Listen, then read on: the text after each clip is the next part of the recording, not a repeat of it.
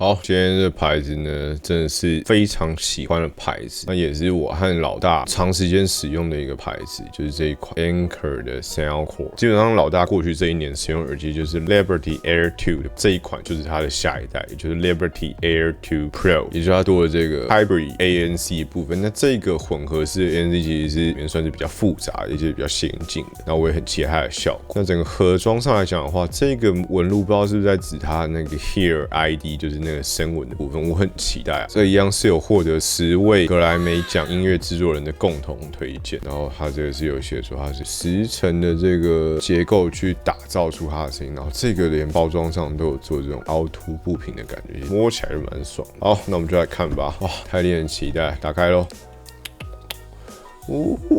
打开了。那基本上它这一代最主打就是这个主动降噪的部分，那它就是可以让你在通勤啊、户外的时候，或者是你在房间内的时候都可以很安静。然后这边就有一个它声波的样子，然后它也是有一个 Soundcore 的 App 在。我最喜欢他们产品就是除了它的音质很好以外，通话表现不错，就是它有一个 App 可以客制化。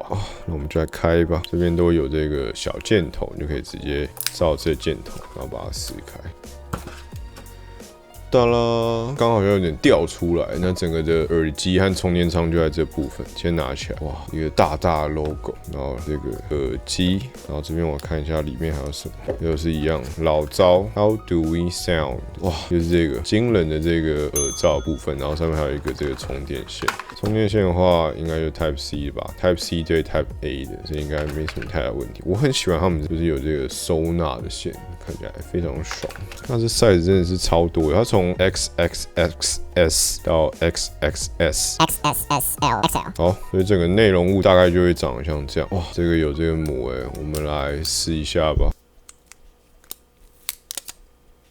哇 ，Soundcore。哒啦，那这就是 Soundcore 的这个耳机啊，忘了它的充电仓。充电仓的话，基本上长得就是这种圆哇。上开式的，然后基本上里面也是做这种亮面，不过它这个就是感觉会有一个深度在，然后这边是充电孔，然后有分着这个右和左的部分。然后它这款没有意外的话，哒啦，这边也是支援无线充电的，所以说基本上真的是该有规格，任何一个都没有少给你。我觉得这个的大小算是还蛮适中的，就是你可以放在口袋的大小，然后整个开合的阻尼感。蛮爽的好，那我们来看一下耳机的本体吧。耳机的本体采取的是这种耳柄式的，就是这一种。然后它这个的材质做的是蛮漂亮，有一种亲肤的材质感在。以上一代来讲的话 ，Air 2就是因为这个收音感的设计，导致它整个在通话表现上好很多。这也是为什么老大这一年来都是用 Air 2这个当它的主力耳机，就是因为这样。因为它在捷运上跟我通话的时候，我会希望它的通话品质是最好，那我可以听得最清楚，所以说这款耳机它会用1整年是这样。那我也很期待这款新的通话表现如何。然后它上面是有这个小的 logo， 然后一个亮的这个 Soundcore 的 logo 在这上面，我觉得很不错。好，那我来介绍一下它这个耳机的规格。这支耳机有的是 CM 的钻石涂层动圈单体，那它搭配的 Soundcore 的独家调音技术。那单侧耳机各搭载了3组降噪麦克风，所以总共会有6个麦克风，所以我很期待它的通话表现。那单次使用的话是可以到7个小时，那搭配充电仓的话是可以来到26个小时。那防水的部分的话，支援是 IPX4。好了，那基本上就是它初次的开箱体验。那我会使用它一段时间之后，再跟大家分享一下它整个的音质啊、ANC 啊、通透啊、App 那些到底好不好啊？真的超期待。那我们就改天见了。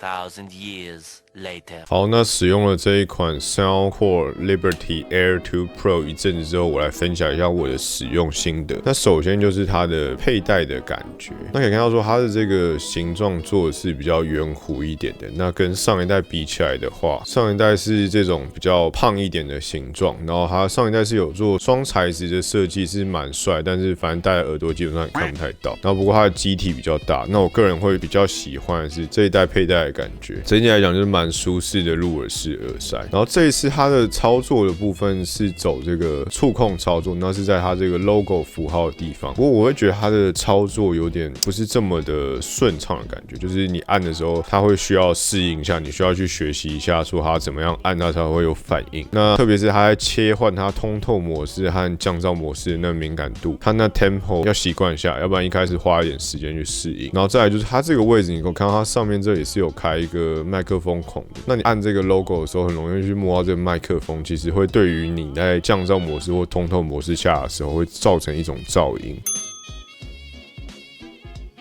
然后这个耳机是一样也支援他们 Soundcore 的 App 去做操作，不过它的比较可惜的点就跟 Live.2 一样，就是它只有按2下，然后左右的按2下和长按2秒去做操作。那针对它有通透模式、降噪模式，然后还要上下手格切换和音量调节的话，它只开这些选项，我会觉得不太够用，这样有点可惜啊。希望它可以增加点1下、点3下和长按组去调音量之类这种，让我们去选。不过基本上每个选项你都可以自己去调节你想要的设定，但是就只有这4个可以选，会有点可惜。然后在单双耳切换的部分的话，我觉得它的切换品质非常好，而且它有支援入离耳的侦测，那连线的品质也都还蛮 OK， 所以不太会有什么太大的问题。好，然后接着就是它的重头戏，它这次的 ANC 和通透模式。我一开始刚才用的时候，我本来以为是它切换的音效设计的不太好听，但我后来发现，就我刚刚讲，你在摸这个切换的时候，你会摸到这个麦克风孔，所以它会有麦克风的噪音，导致我以为它切换的音效有爆音的情况，但其实没有，是我在按的时候按到了这个。那如果你没有按到的话，它基本上它是有个音效在。那整体的使用感觉，我会觉得它的 ANC 并没有到你切换那一瞬间的层次感、落差感，并没有到很明显，就是不会从突然很吵的环境跳到另外一个安静的环境那种感觉。但是它戴起来的时候，并不会有音压感，就是戴起来我觉得还算舒适。不过我个人会更喜欢它的降噪能力可以再更强一点，就是让我瞬间到一个安静环境的那一种感觉。所以这一部分我会希望它可以再更好一点。然后至于它的通透模式的话，我也是希望它的效果再更加强烈一点，要不然你会很接近没有开启通透模式的状况下，会比较可惜一点。不过它这次的 App 做的还蛮有趣的，它这次的 App 一样，就是跟 Live.2 一样，它有降噪有分交通啊、室内、户外和自定。那这自定很妙的是，它也没有写说它哪一个是比较强，它就是用这种旋转的方式让你去做调整。哇，很有趣，很像那个 LOL 的龙兽的感觉。好，不要理我。然后通透的话，一样也是有完全通透和人声通透，所以我觉得它基本上在这个 App 和它降噪模式和通透模式的设计的方向是对的，但是我也希望说它的程度可以再更强一点，要不然你用起来会比较没有这么大的感觉。这款 Air 2 Pro 之前我就是很喜欢它的通话品质，那我这边有录制了一段通话收音的表现，那你可以去听听看，说这个通话品质是不是你可以接受的。好，然后这个就是 Anker Liberty Air 2 Pro 录出来的声音，那你可以听听看说，在这车水马龙旁边通话的品质是不是可以接受的。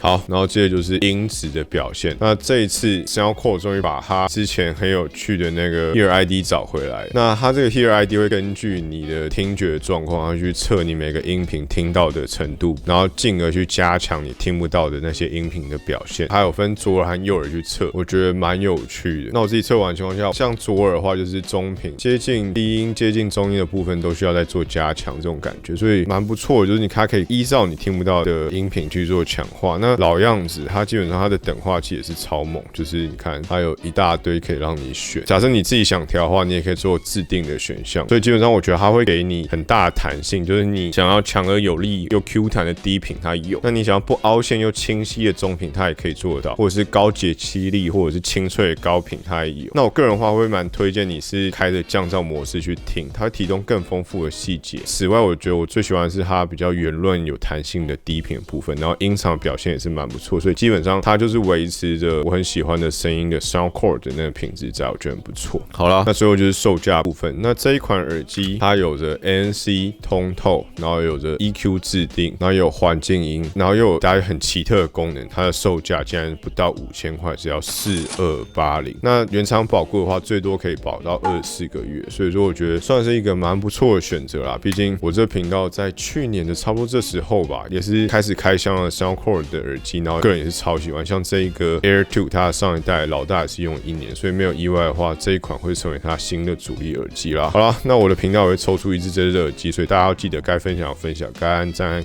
该 take 都不要忘记。好啦，那这大概就是这款耳机的开箱。那如果你喜欢我的频道的话，就帮我点个喜欢，记得订阅和分享我的频道。那我们就下一部影片再见啦，悄悄，拜拜。